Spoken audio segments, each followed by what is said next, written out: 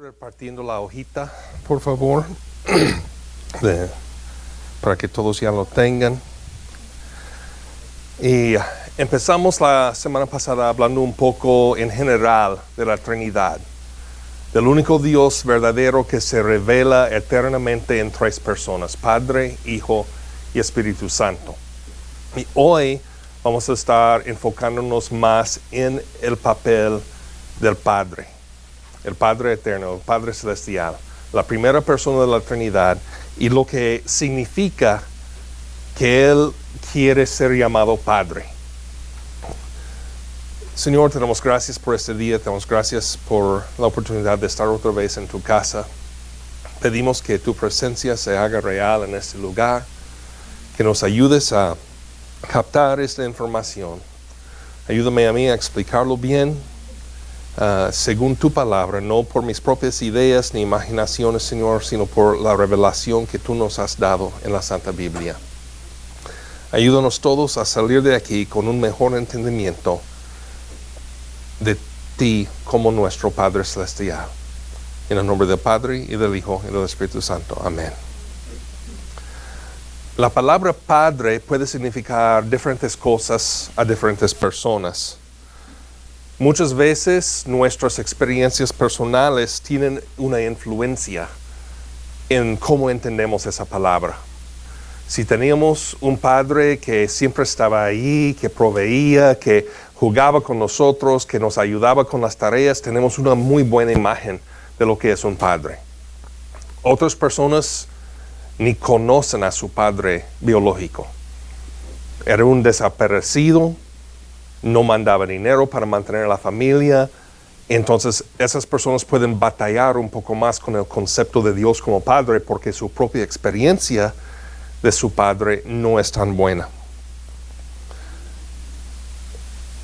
En las Escrituras la palabra Padre conlleva la idea de la fuente de la cual alguien o algo procede. Basado en esta idea, vamos a estudiar el concepto de Dios Padre como nuestro Creador, el soberano gobernador del universo y el Padre misericordioso que se ha revelado a nosotros para tener comunión con su creación.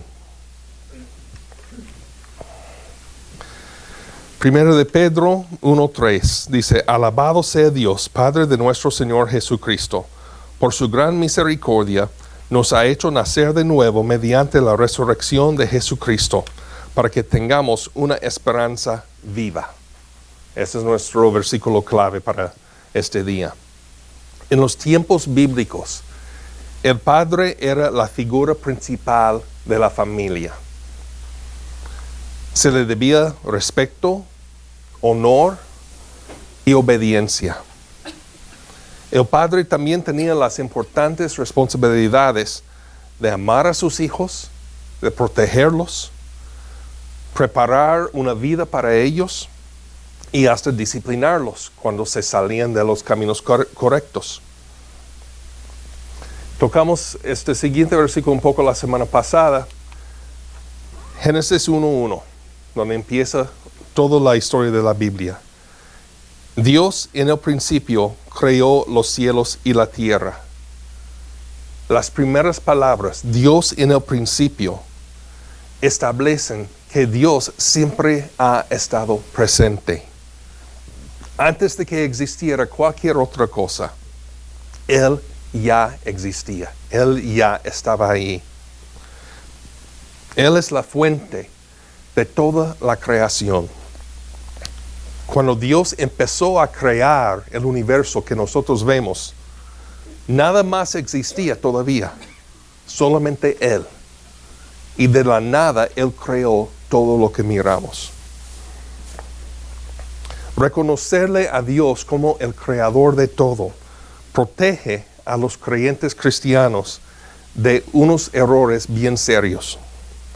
El primer error mira al universo como no más una colección de material y energía formado al azar que siempre ha estado ahí.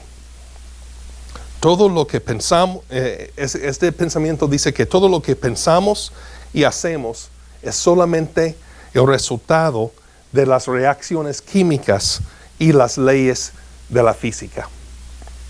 No tenemos un libre albedrío, no podemos tomar decisiones propias, no tenemos una mente racional, solamente respondemos a nuestro ambiente según nuestro ADN está programado para reaccionar a ciertos estímulos.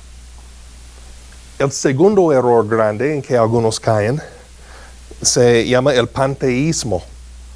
Según este punto de vista, Dios y el universo son la misma cosa. A veces escuchamos en las películas o los programas de televisión que pues el universo quiso esto. Como si el universo, todos los planetas y el cosmos, si eso mismo tuviera una mente y fuera Dios. Todo en este punto de vista, dicen que debido a que todo lo que hay en el universo es parte de Dios, entonces cada persona individual tiene un poquito de Dios en ellos y solamente necesitan reconocer esa chispa divina para llegar a tener una unidad con todo el cosmos. Vemos esto en muchas religiones orientales, en el hinduismo, el budismo, que no se trata de salvación de los pecados, sino de realizar la divinidad que uno mismo trae adentro para unirse con la gran divinidad del universo y a salir de la rutina, del ciclo de reencarnación humano y estar siempre en la nirvana, unidos con el universo. Eso tampoco es la verdad. Y una pregunta que quiero que vemos por un minuto. El hecho de no creer en Dios, ¿cómo eso afecta a los valores de una persona y a su reacción ante los desafíos de la vida? O sea, si una persona no cree en Dios, ¿cómo piensan ustedes que eso afecta cómo ellos van a vivir la vida? No tienen temor a hacer cosas malas, no les importa, porque para ellos hay mucha gente que piensa que si hace cosas malas, cuando él muera, simplemente su espíritu se va a ir va a reencarnar, no va a simplemente el cielo o infierno, o sea, no lo ve de esta manera. Uh-huh. Tienes que tener la misma cosa. Las personas que no sean los mitos de ellos que se llaman y por alguna razón muchos de los mitos pero a la vez que se acercan a la ciencia, muchas de las personas, un porcentaje de las personas no conocen bien o no entienden el concepto de la moral, tienen problemas de reaccionar grandes por la falta de Uh-huh. Si una persona que no cree en Dios, como dijo Carmen, no piense que hay que rendir cuentas, dicen, ok, pues mientras que no me pesquen haciéndolo aquí en la tierra, algo que está contra las leyes del gobierno y no me meten a la cárcel, yo puedo hacer lo que me dé la gana y no hay repercusiones. Mientras que no lastimo a nadie para que no me metan una demanda, estoy bien. Pero no reconocen que hay unas leyes del universo puestos por el creador del universo y que al final de cuentas tenemos que dar cuentas al creador, a nuestro Dios. Romanos 1:20 habla de lo que conocemos como la revelación natural o general. Y aquí Pablo escribe, porque desde la creación del mundo las cualidades invisibles de Dios, es decir, su eterno poder y su naturaleza divina, se perciben claramente a través de lo que Él creó, de modo que nadie tiene excusa. La persona que dice que no existe Dios está ignorando a propósito, deliberadamente, todas las pruebas que le rodean. Hasta la persona más primitiva en la selva puede mirar y decir, hay algo más grande. Esto no sucedió por accidente. Alguien tuvo que haberlo hecho. El hecho de que tenemos un mundo ordenado implica que hay una mente racional detrás de todo eso. Si no, todo estaría un caos. Pero podemos ver leyes de la naturaleza, que las cosas suceden de cierta manera.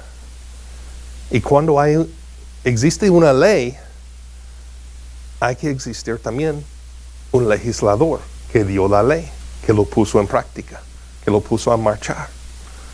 Como Manuel estaba diciendo que muchos que no creen en Dios tienden a la ciencia, porque ahí buscan la explicación de todo. Pero aparte también, en las ciencias hay muchos creyentes. Algunas personas, en lugar de que la ciencia los aleja de Dios, cuando se meten a estudiar todo lo maravilloso que es la creación y cómo funciona todo, se maravillan más y más y más del poder de un Dios que podría hacer algo tan elaborado, tan detallado, para que funcionara así.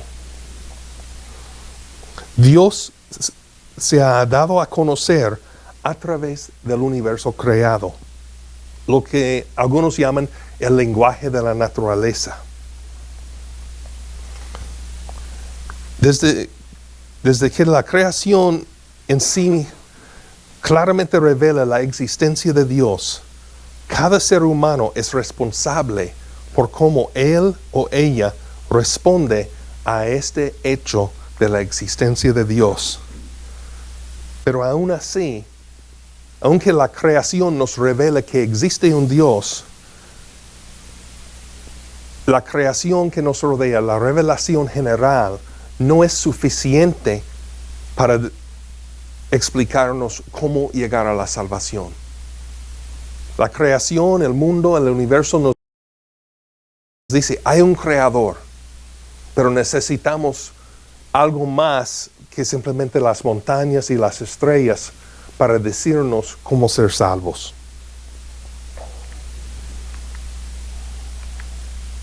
Romanos 1:25 dice, cambiaron la verdad de Dios por la mentira, adorando y sirviendo a los seres creados antes que al Creador, quien es bendito por siempre. Amén. Este versículo describe el rechazo de Dios por el mundo como voluntario y casi universal. Las personas decidieron cambiar al Dios que demuestra su gloria a través de la creación por la mentira. Un comentarista nota que el hecho de que Pablo dice la mentira apunta a una decepción en particular que ha sido creado y practicado desde el principio de la raza humana. Es la creencia que alguien o algo merece ser exaltado y adorado en lugar que Dios, más arriba de Dios. Podemos ver esto hasta en el huerto de Edén, con Adán y Eva y la serpiente. La serpiente los engañó diciendo, serán como Dios. Y ellos quisieron levantarse y ponerse en un lugar que no les correspondía, el lugar de Dios. Toda la humanidad siente la tentación para exaltar a alguien que no es Dios, sea el dinero, la posición social, los placeres o hasta su misma persona. Adoren y sirven a cosas creadas en lugar de servir y adorar al Creador que hizo todo y que les dio la vida. A veces hasta los cristianos podemos sentirnos tentados a exaltar alguna parte de la creación más arriba de lo que exaltamos a Dios. Aunque hay cosas como el dinero y las posesiones que pueden ser tentadoras, a veces la atracción, la tentación es más sutil. Nuestras ambiciones y metas en la vida, aunque son buenas cosas en sí mismo, pueden ser destructivos si nos consumen hasta el punto de socavar nuestra exaltación de Dios. No hay nada de malo en querer tener un buen trabajo y salir adelante para proveer para la familia. Pero si invertimos toda nuestra energía en eso y no estamos adorando a Dios y dándole su lugar, estamos mal. Hasta nuestra alabanza cantada o nuestro estudio de las cosas de Dios se puede exaltar arriba de Dios si lo ponemos antes de nuestra relación personal con Él.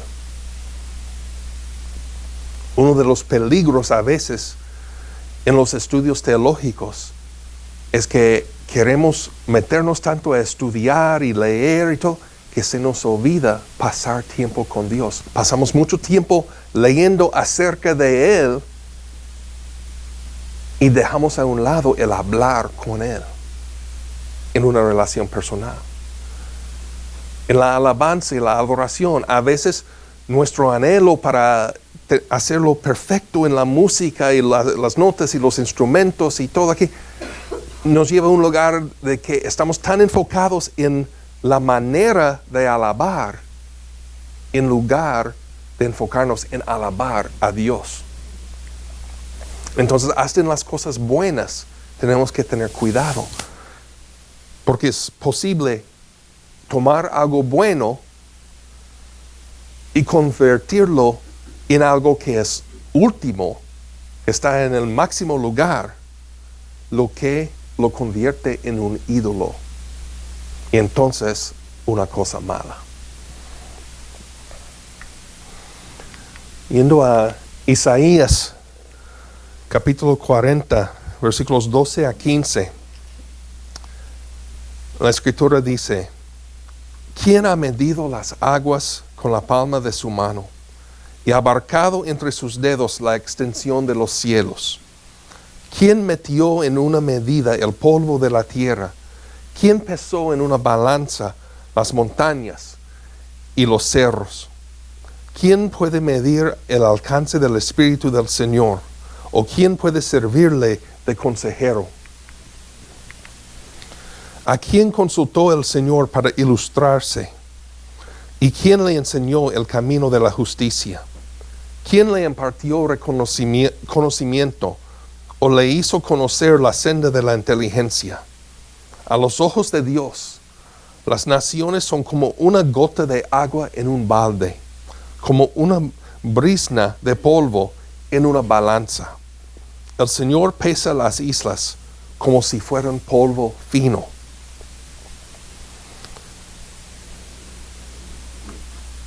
Aquí vemos primero que Dios es omnipotente, todopoderoso, como vimos en el versículo 12. Si Él es el que puede medir los límites del universo completo con su dedo, podemos estar seguros que Él es capaz de proveer para nosotros y rescatarnos cuando lo necesitamos. Segundo, en versículos 13 y 14, vemos que Dios es omnisciente, sabe todo, entiende todo, no necesita de nuestros consejos. Y Él no está esperando para que nosotros salgamos con algunas buenas ideas de lo que Él debe de hacer el día de mañana. De hecho, cualquier buena idea que nosotros tenemos tiene su origen en Él. Porque Él es quien tiene toda la sabiduría. Hermano, yo creo de que en primer lugar, cuando para adorar al Padre y saber quién es Dios, tenemos que concentrarnos cuando Jesús dijo, sed imitadores de mí, que soy manso y humilde de corazón. Luego creo que hay un salmo donde dice de Jehová es la tierra y plenitud todo lo que en ella existe. Entonces definitivamente que cuando estamos agarrados de la mano de Cristo, sabemos quién es el Padre, pero cuando no conocemos a Jesucristo como el camino para heredar el reino de Dios, que es el Padre, ignoramos. Es cuando se hablaba en qué perjudicaba el no saber quién es el Padre al ser humano. Creo que cuando no estamos conscientes quién es Dios y por qué Dios nos amó, es porque no hemos buscado el conocimiento de la palabra para estar rendidos a los pies de Cristo, que es quién es el camino para conocer al Padre. Amén. Como estaba diciendo, necesitamos más que la naturaleza que nos rodea para saber el camino a la salvación. Podemos conocer que hay un Dios, pero para conocer a ese Dios tenemos que tener esa relación con Él. Tercero, Dios es soberano. Él es el Rey Supremo sobre todo. Él no tiene que rendir cuentas a nadie por lo que Él hace. Él es el Rey. Él es quien gobierna. Él es quien pone las reglas. Entonces podemos confiar sabiendo que Él es un Dios bueno, que va a dirigir todo para al final que sea para nuestro bien. Yo he estado como cambiando mi forma de orar, entonces decía, Dios cuida esto, Dios hace esto, Dios hace esto. Pero yo dije, estando como cuando mando a mis hijos, y entiendo que Dios es soberano, y digo, Dios, yo sé que puedes hacerlo, yo te pido a ti, o sea, como alguien que me está haciendo un favor, y que en su gracia y en su amor hace las cosas que yo le pido porque solo Él las puede hacer, pero no no como si fuera mi hijos. Entonces entiendo que Dios es soberano, entonces es como si Dios te place, y yo te suplico aquello, porque yo entiendo de que no eres insuficiente, o sea, tú eres Dios.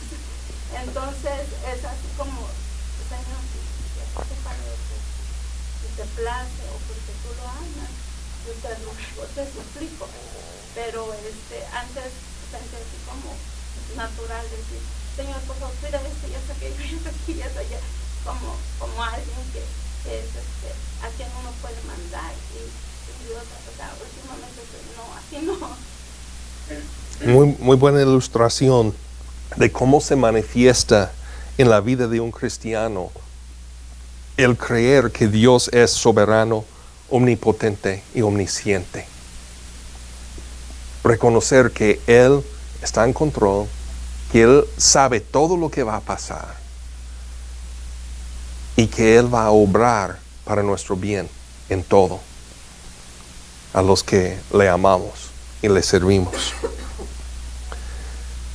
El regalo más significante que un padre terrenal puede dar a su hijo es la vida misma, porque no existiría ese hijo si no estuviera involucrado un padre.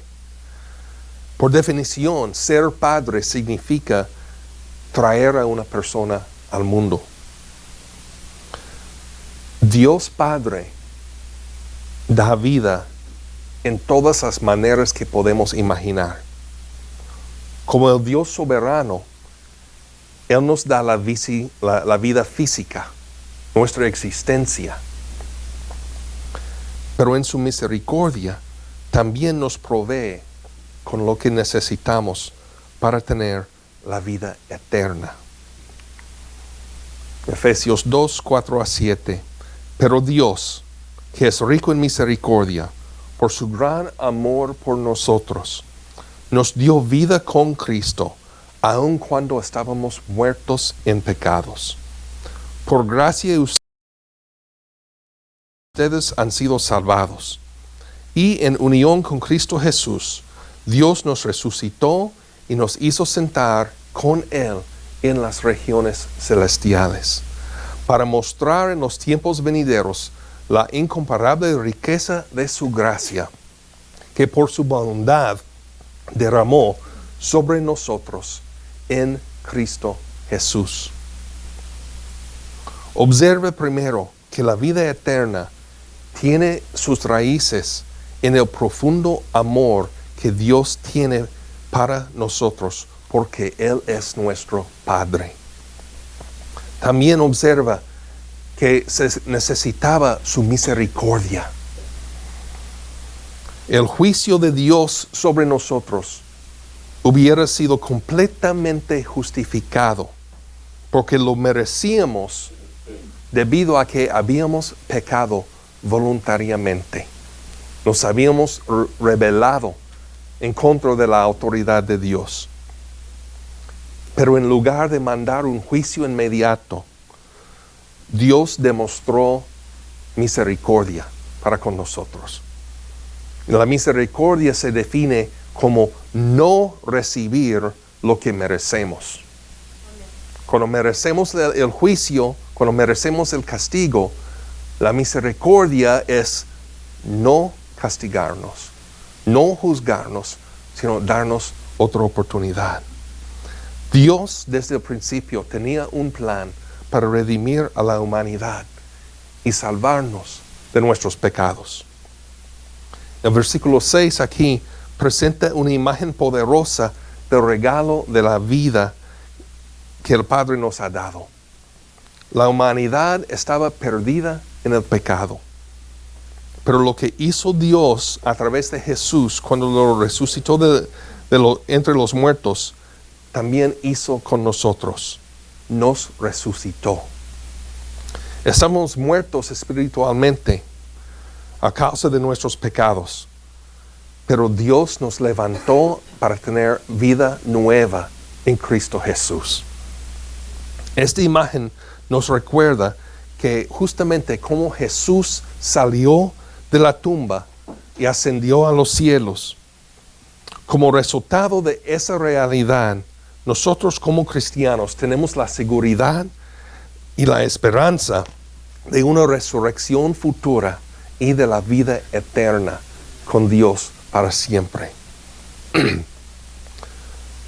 Cuando leemos estos versículos juntos, con el bien conocido pasaje que lo sigue, podemos ver el corazón y las acciones de un Dios amoroso, un Padre amoroso. Él nos ama. Él actuó para redimirnos. Aunque merecíamos el infierno, Él nos dio la puerta para la vida eterna en el cielo. Él nos moldea y nos forma para un buen propósito. Dios tiene un buen plan para cada uno de nosotros, para llevar su mensaje y revelar su gloria a más personas, para que ellos también puedan disfrutar de esta relación. Y Dios es quien también nos da la seguridad y la promesa de la vida eterna. Que esta vida aquí en la tierra no es el final. El mundo tiene el concepto de que solo vives una vez. Exprime todo el jugo que puedes de la vida mientras que estés aquí, porque cuando te mueras, se acabó. Pero para los que conocemos al Dios, creador del universo, el Padre celestial, sabemos que no es de que solo vives una vez, sino que solamente vives para siempre Así que vive de una manera que puedes tener esa vida eterna sometiéndote a Jesucristo y al Padre Celestial. Una pregunta. ¿Qué bendiciones han recibido ustedes de parte de Dios en los últimos días y las últimas semanas?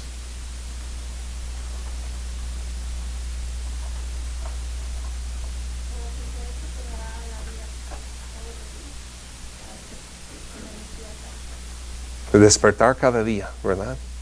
Porque nunca sabemos qué puede pasar. Hay una bendición que yo la tomo como grande. El día de viernes, por la tarde, mi hermano y un sobrino que habían llegado a la frontera llegaron hasta este lugar, que es una gran bendición que Dios nos da. ¿Alguien más?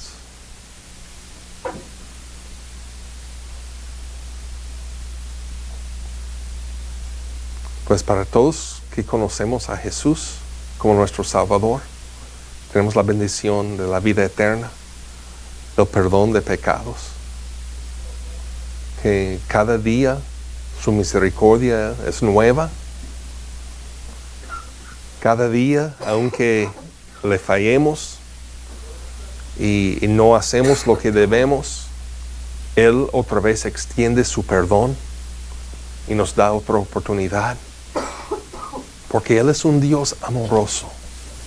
Quiere tener una relación con su creación. Su justicia dice que tiene que castigar el pecado y la rebelión, pero su misericordia y su amor hace que Él se detiene de eso para darnos una oportunidad de recibir el regalo que nos ofrece. Y cada día Dios está extendiendo su mano diciendo: mandé a mi Hijo para morir en su lugar, para tomar el castigo que merecían. Y con el solo hecho de confiar en mi Hijo y recibirlo como Salvador y arrepentirse de sus pecados, pueden tener la vida eterna. Esto nos lleva a 1 de Pedro, capítulo 1, empezando con el versículo 3. Alabado sea Dios, Padre de nuestro Señor Jesucristo. Por su gran misericordia, nos ha hecho nacer de nuevo mediante la resurrección de Jesucristo, para que tengamos una esperanza viva y recibamos una herencia indestructible, incontaminada e inmarchitable. Tal herencia está reservada en el cielo para ustedes, a quienes el poder de Dios protege mediante la fe, hasta que llegue la salvación que se ha de revelar en los últimos tiempos.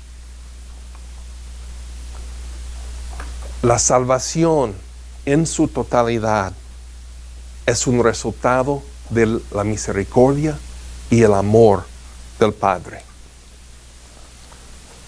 Nosotros tenemos seguridad y esperanza solamente porque el Padre ha resucitado a Jesucristo de entre los muertos.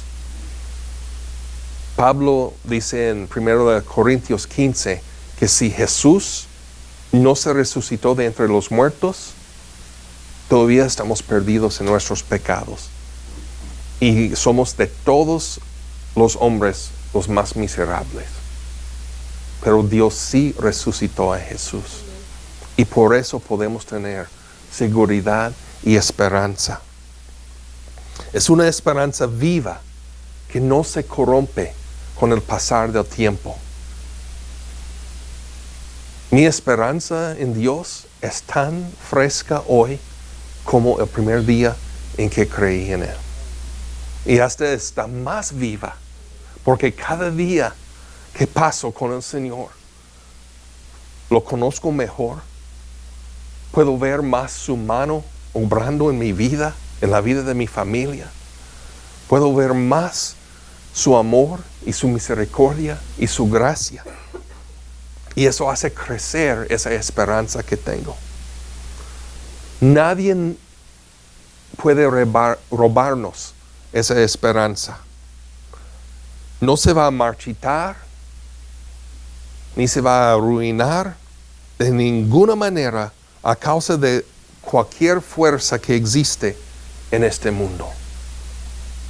Nada de este mundo puede quitarnos esa esperanza que Dios nos da, porque es el Dios soberano, todopoderoso, que nos da esa esperanza. La esperanza que los cristianos tenemos es segura porque viene del Padre Todopoderoso, Creador del universo. Esta promesa marca un contraste poderoso con lo que los seres humanos normalmente buscarían como una señal para tener esperanza. Santiago 1:11 dice que el hombre rico se va a marchitar. Sus riquezas se van a ir. Muchas personas se confían o ponen su esperanza en las cosas materiales, en sus posesiones, en su trabajo, en su dinero, su cuenta del banco. Pero el hombre rico se marchitará. Pero la promesa que vemos del Padre en 1 de Pedro es única y es garantizada debido a su fuente, su punto de origen, lo cual nos da consuelo a cada uno que hemos puesto nuestra confianza y nuestra fe en Él. Esta promesa no es simplemente algo del pasado, sino sigue activa en el presente, el día de hoy. La promesa es protegida por el Padre mismo. Él activamente guarda y protege esta esperanza mientras que seguimos nosotros poniendo nuestra fe y confianza en Él. Una seguridad como este trae paz en los tiempos de prueba. Pedro estaba escribiendo a una iglesia que estaba bajo persecución. Hubiera sido muy fácil para ellos decir, pues ¿dónde está Dios en medio de todo esto? ¿Por qué Dios no hace algo al respecto de lo que estamos sufriendo? Pero es precisamente en esos tiempos de prueba, en los tiempos de tribulación, que podemos tener esperanza en Dios. Él resucitó a Jesús de entre los muertos.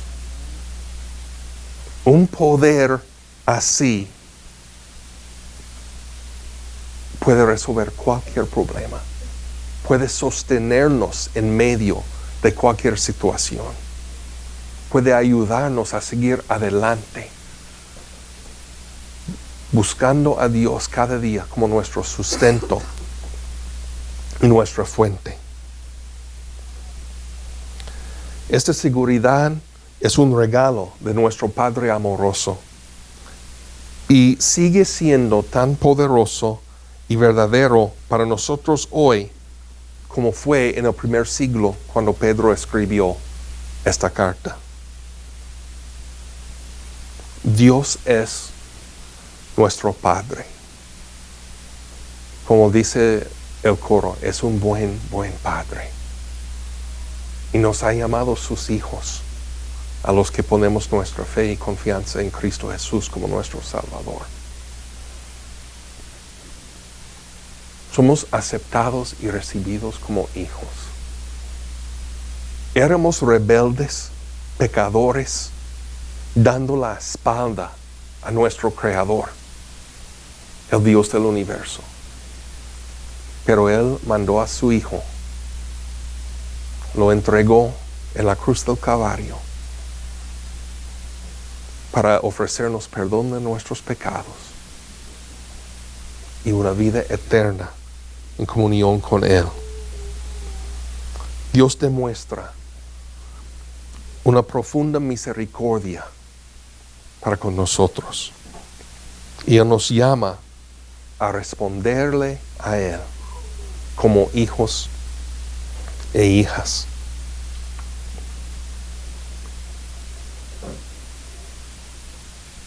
¿Cómo debemos nosotros actuar como hijos e hijas cuando reconocemos que Dios es nuestro Padre? Debemos honrarle, darle la alabanza y la adoración que Él merece. Debemos obedecerle. A veces se nos hace fácil decir, no, pues Dios me va a perdonar. Y sí, Dios nos va a perdonar, pero nunca debemos tomar eso a la ligera. Y como hijos e hijas de Dios, yo espero que lleguemos a ese punto de que cuando se nos enfrenta en una situación, una decisión de hacer el bien o hacer el mal, que ya no pensemos en consecuencias y castigos y solamente evitamos el malo para no recibir un castigo, sino que lleguemos a ese punto de que cuando se nos enfrenta en una decisión así, que nuestro primer pensamiento es, no quiero lastimar a mi papá. No quiero romper el corazón de mi Padre Celestial. Y que empecemos a hacer lo bueno porque nos gusta la sonrisa de Dios, en lugar de solamente tratando de evitar su enojo o su ira, que es lo que merece el pecado. Oremos. Padre Dios, ayúdanos, Señor, a entender tu gran amor y misericordia. Deja, Señor, que tu gracia obre en nosotros. Que lo que tú has hecho para nosotros nos impacta de una manera que te busquemos cada día. Que podamos tener un anhelo de estar en tu presencia, de tener comunión contigo, de venir y sentarnos en tu mesa a platicar con nuestro Padre. Tener esa relación de amor por la cual tú nos creaste en el principio. Gracias, Señor, porque en tu misericordia no nos mandaste luego el castigo, sino que nos diste oportunidad para volver a una relación contigo. Ayúdanos a someternos cada día a tu dirección, a tus mandatos, a tus principios. No por temor de un castigo o un juicio, sino por amor hacia ti.